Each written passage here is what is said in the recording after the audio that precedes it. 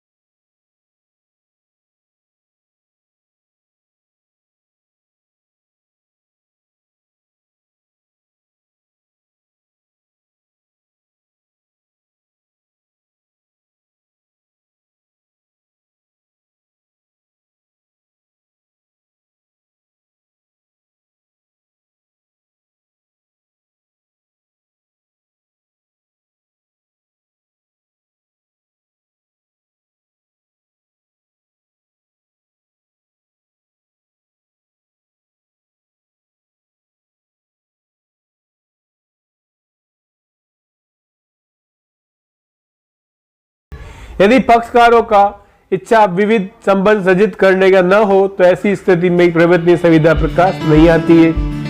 पक्षकारों का जो आशय है वह विधि पूर्वक होना चाहिए, संबंध होना चाहिए। जहां पक्षकारों का आशय विधिक संबंध सृजित करने का नहीं होता है वह विधि मान्य संविदा अस्तित्वमान नहीं मानी जाती है, उसे लीगल नहीं माना जाएगा। पक्षकारों का आशय विधि मान्य संविदा की ओर रहता है तो ऐसी स्थिति में कहा जा सकता है कि उन्होंने एक विधि पूर्ण उद्देश्य के लिए प्रस्तावना की है। जो प्रपोजल रखा है वो लॉफुल है, अनलॉफुल नहीं है। आशय का बहुत महत्व है। विधिक संबंध सृजित करने का आशय होना चाहिए। कोई भी ऐसी संविदा न हो जिसमें किसी विविध संबंध को जन्म देने का आशय न हो। जैसे आशय बोल मान लो कोई व्यक्ति कहता है कि मैं आपको अफीम दूंगा, तो अफीम क्या है? इलीगल है, तो आप कोई संविदा नहीं कर सकते। जिसमें किसी विविध संबंध को जन्म देने का आशय न हो, जैसे कि यदि कोई पति अपनी पत्नी को सोने के आभूषण दिलाने का वचन देता है परंतु वह उन आभूषणों को पत्नी को नहीं दिलवाता है, तो ऐसी परिस्थिति में यहाँ कोई विधिपूर्ण संविदा नहीं होगी, क्योंकि पति की ओर से किसी विधिक सृजन के लिए प्रस्तावना नहीं की गई थी, तब लीगल राइट्स नहीं थे।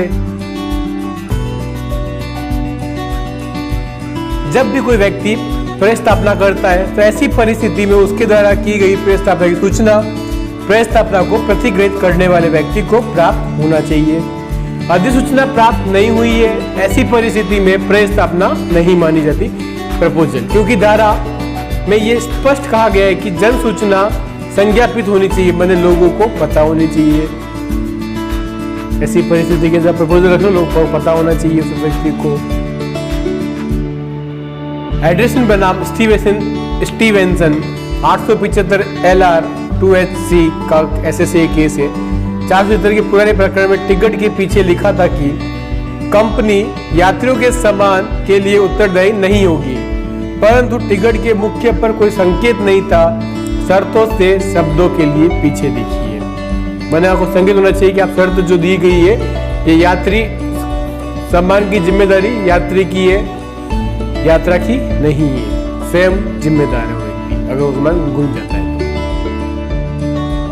वादी ने टिकट के पीछे नहीं देखा और न ही उक्त प्रकार की शब्दों से अवगत हुआ।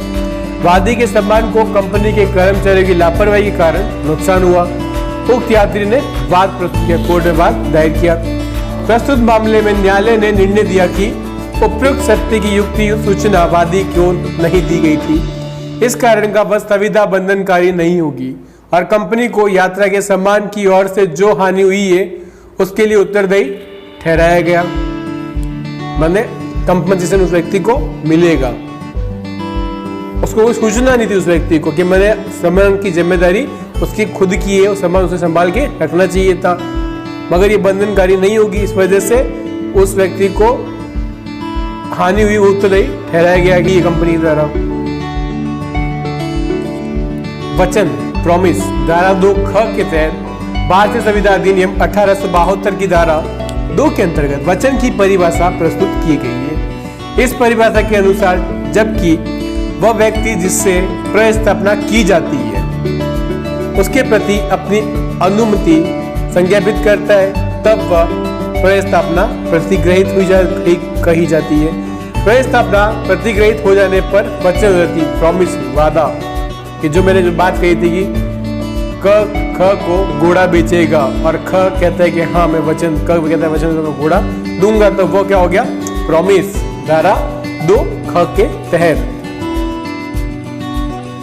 अधिनियम की धारा प्रस्तावना के प्रतिग्रहित हो जाने का ढंग प्रस्तुत कर रही है। इसी के साथ इस बात का उल्लेख भी कर रही है कि प्रस्तावना वचन कब बनती है, जो प्रपोजल है वह प्रॉमिस कब बनता है, जब व्यक्ति जिसके लिए प्रस्तावना या प्रस्ताव किया गया है उस प्रस्तावना को स्वीकार कर लेता है, एक्सेप्ट कर लेता है। तो ऐसी स्थिति में प्रतिज्ञा उद्भूत होती है और शब्द प्रतिज्ञा का प्रयोग विधिक अर्थों में लिया जाता है कि उस व्यक्ति ने उस प्रपोजल को एक्सेप्ट किया है।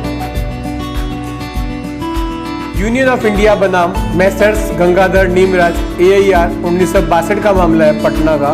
372 के प्रकरण में कहा गया कि जब सदाय संबंधी कोई प्रस्ताव किसी शर्त के अधीन है तो संविदा का युक्त शब्द के अधीन होगी। उक्त शब्द की उपेक्षा करके उस प्रस्ताव की स्वीकृति किया जाना अनुज्ञात नहीं है। जब कोई इंसान प्रस्ताव रख रहा है तो प्रस्ताव युक्ति होना चाहिए, जो उसमें शब्द है वो शब्द आपको समझ में आने चाहिए, तभी आप उस प्रस्ताव को स्वीकृत करते हो और उसको वचन देते हो कि मैं चीज करूंगा या करती हूँ, तो वह सदैव अनुज्ञात होना जरूरी नहीं है। जब प्रस्तावना प्रतिग्रहित हो जाती है तो वह प्रतिज्ञा अथवा वचन का रूप धारण कर लेती है। प्रस्तावना करने वाले व्यक्ति को वचनदाता, प्रस्ताव स्वीकार करने वाले व्यक्ति को वचन ग्रहीता कहा जाता है। संविदा के निर्माण में किसी महत्वपूर्ण योगदान इन दोनों पक्षकारों का होता है। किसी भी प्रस्ताव को स्वीकार करने पर जो प्रतिग्रहण होता है उसके लिए कुछ बातों का होना आवश्यक होता है। तो जो व्यक्ति स्वीकार वचनदाता प्रस्तावना का प्रपोजल रखता है और स्वीकार करता है वो क्या होता है वचन ग्रहीता। आप लोगों को मेन पॉइंट चीज क्या है, वचनदाता और वचन ग्रहीता को समझना बहुत ही अनिवार्य है, परीक्षा के लिए बहुत ही महत्वपूर्ण है, तो इस पर ध्यान देना चाहिए हमें।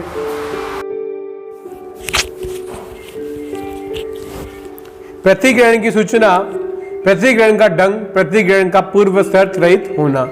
प्रस्तावना का प्रतिग्रहण उसकी समाप्ति के पहले ही हो।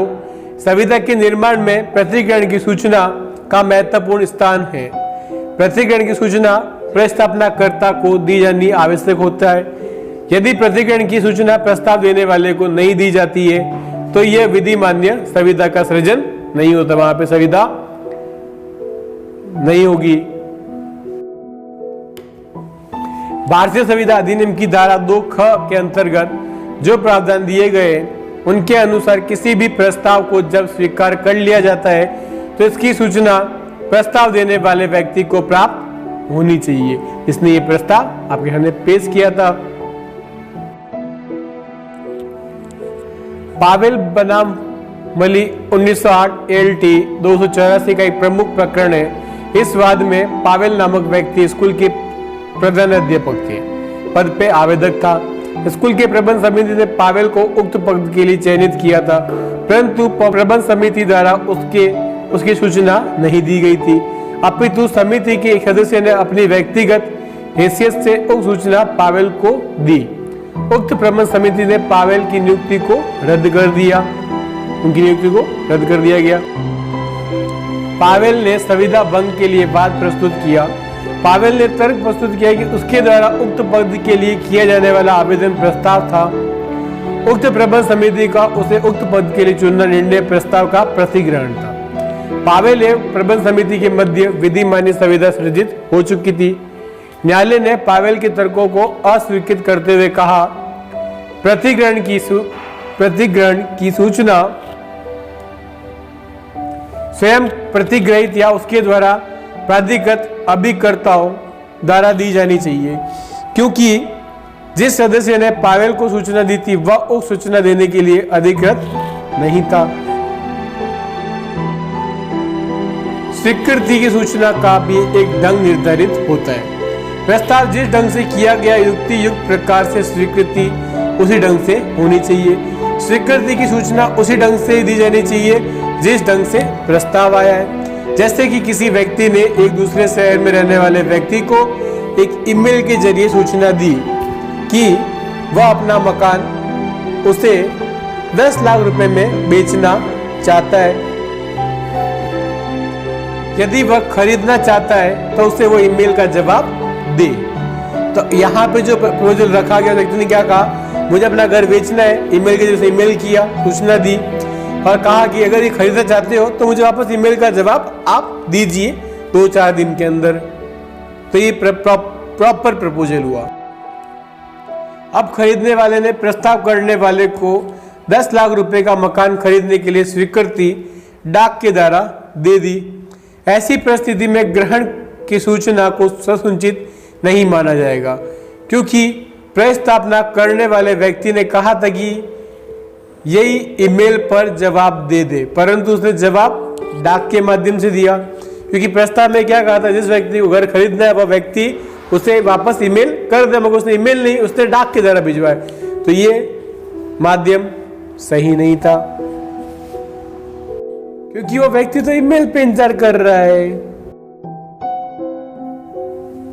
प्रतिफल कंसिडरेशन धारा 2 ग के तहत, जबकि वचनदाता की वांछा पर वचन ग्रहीता या कोई अन्य व्यक्ति कुछ कर चुका है या करने की विरत रहा है या करता है या करने से प्रवृत्त रहता है या करने के प्रवृत्त रहने का वचन देता है कि मैं ऐसा कार्य करने के लिए उसे वचन देते हैं, तो वो प्रतिफल कहलाता है। जैसे कि आप लोग नॉर्मल समझो कि मैंने जो एक व्यक्ति उसने कहा कि मैं आपको 2 किलो गेहूं दूंगा, तो उसके बदले उसको पैसे दूंगा, तो क्या वो पैसा क्या है, एक को पैसा मिल रहा है और एक को गेहूं मिल रहा है, वो क्या है, प्रतिफल है।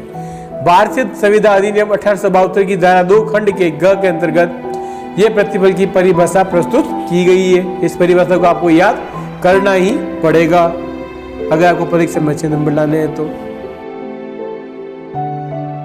प्रतिफल का सामान्य अर्थ यह है कि संविदा का मूल विषय क्या है। जैसे कि किसी व्यक्ति ने 10 लाख में से किसी को घर बेचने का प्रस्ताव किया गया, यह प्रस्ताव स्वीकृत हो गया और वचन बन गया।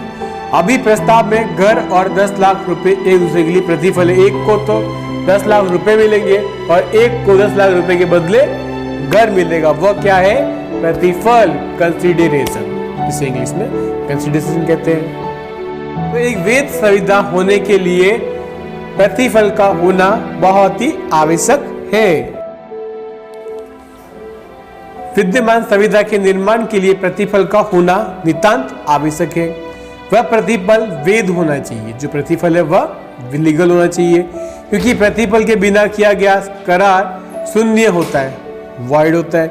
प्रतिफल का सिद्धांत अंग्रेजी विधि की 12वीं शताब्दी से 16वीं शताब्दी के मध्य विकसित हुआ। अंग्रेजी विधि इंग्लिश लॉ के पहले संविदा औपचारिक रूप से हुआ करती थी। यह मोहरबंद अधिसमय के रूप में हुआ करती थी। यह संविदा लिखी होती, संविदा हमेशा लिखित या ओरल भी हो सकती है और हस्ताक्षरित होती थी, अर्थात संविदा से संबंधित दस्तावेज पर दोनों पक्षकारों के हस्ताक्षर होते थे, जिससे दोनों लोगों को पारदर्शिता रहे।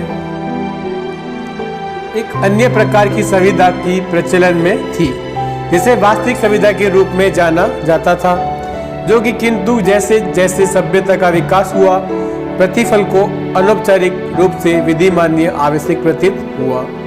प्रतिफल को एक प्रवर्तनीय औपचारिकता प्रतिज्ञा के परीक्षण के रूप में स्वीकृत किया गया।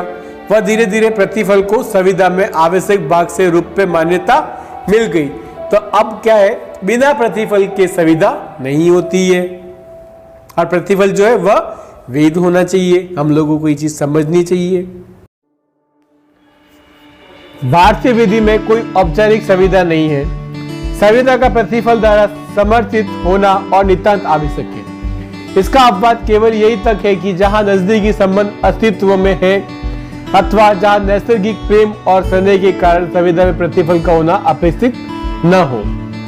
रामजी लाल तिवारी बनाम विजय कुमार 1970 का MPLJ जबलपुर के प्रकरण में यह बात कही गई है कि संविदा के सृजन के लिए प्रतिफल का होना आवश्यक है, क्योंकि प्रतिफल के बिना किया गया करार शून्य होता है। अतः कहा जा सकता है कि संविदा के लिए प्रतिफल का होना बहुत आवश्यक है। आप लोगों को क्या समझना चाहिए, बिना प्रतिफल के संविदा नहीं होती है और बिना प्रतिफल का जो करार है वह शून्य होता है। कुछ महत्वपूर्ण तत्व होते हैं, जैसे कि कोई प्रतिफल वैध होना चाहिए। प्रतिफल एक प्रकार की क्षतिपूर्ति है जो वचनदाता को उसके वचन के बदले में दूसरे व्यक्ति द्वारा दी जाती है। मूल्य का प्रतिफल विधि के अभिप्राय में वह है जिससे एक पक्षकार को कुछ अधिकार हित या लाभ प्राप्त होता है अथवा जिससे दूसरा पक्षकार कुछ दायित्व उठाने का वचन देता है। सारगर्भित अर्थों में यह कहा जा सकता है कि प्रतिफल वचन का मूल्य है। कोई भी प्रतिफल भूतकालिक, वर्तमान और भावी किसी भी प्रकार का हो सकता है। किसी कार्य को करने या करने से रोकने के लिए हो सकता है। किसी कार्य को करना ही आवश्यक नहीं है। किसी कार्य को न करके भी प्रतिफल हो जाता है।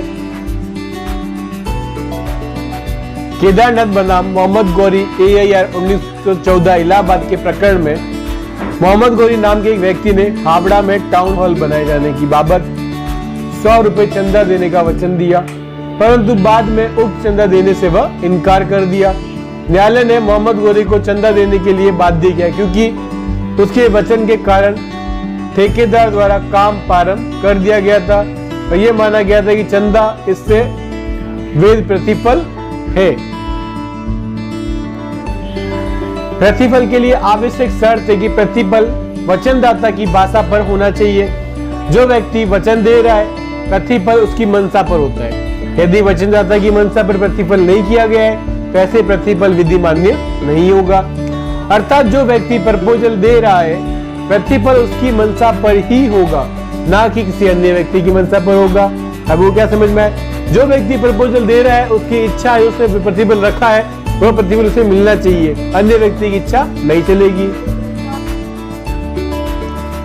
नंबर 4, करार, एग्रीमेंट, धारा 2E बहुत इंपॉर्टेंट है। भारतीय संविधान अधिनियम 1872 की धारा E के तहत करार की परिभाषा दी गई है। करार को अंग्रेजी में एग्रीमेंट कहा जाता है। एग्रीमेंट बहुत साधारण शब्द में प्रतीत होता है, परंतु भारतीय संविधान अधिनियम 1872 के अंतर्गत इस शब्द के भिन्न अर्थ है। धारा के अंतर्गत हर एक वचन को और ऐसे वचनों का हर एक स्वर्ग जो एक दूसरे के लिए प्रतिफल हो, करार है, एग्रीमेंट है।